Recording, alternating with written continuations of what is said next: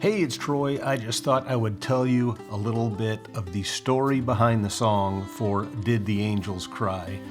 So, I was having a discussion with my friend and co-writer, Jimmy Burge, and we were talking about when Jesus was on the cross. And then Jimmy suddenly thought, we always look at this story in human eyes, but what about the angels? What was it like for them? And then Jimmy and I started bouncing around this idea. Can you imagine being an angel who had worshiped Jesus in heaven and maybe even announced his birth, and then having to watch him suffer without being able to step in? That thought really grabbed both of us. I remember saying to Jimmy, man, think about those angels. They knew exactly who Jesus was. They'd seen him in his glory. And now they're watching people mock him and torture him and kill him. And the part in the song where it says 12 legions silently standing by, well, that comes straight from Matthew 26:53, where Jesus tells Peter he could call down more than 12 legions of angels if he wanted to. And I don't know if you know this, but that's over 72,000 angels. And we were just thinking about that many angels watching what was going on.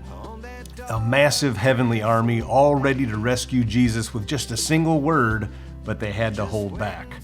That tension just felt so powerful to us. And sometimes the hardest form of love is choosing not to step in when you could.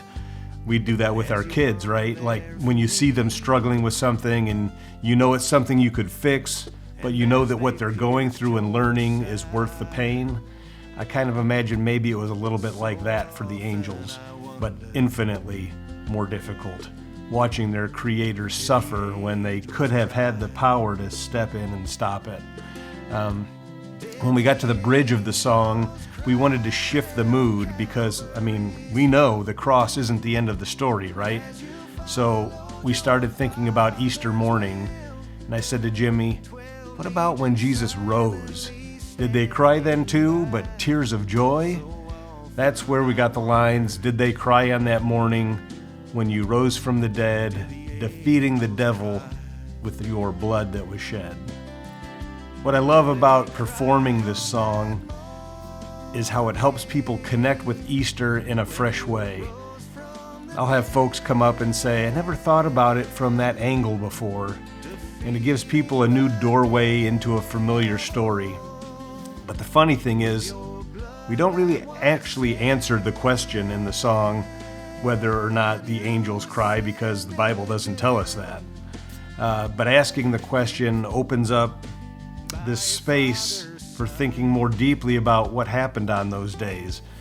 And that it just wasn't a human event, but something that the entire universe was watching.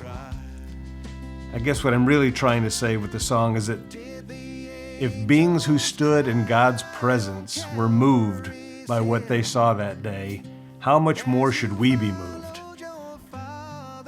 This wasn't just another execution in Roman-occupied territory. It was a cosmic event with eternal significance.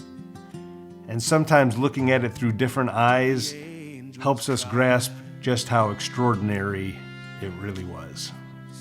So hopefully that gives you a little insight into the song. I'd love to hear your thoughts on it and what it means to you. Did the angels cry?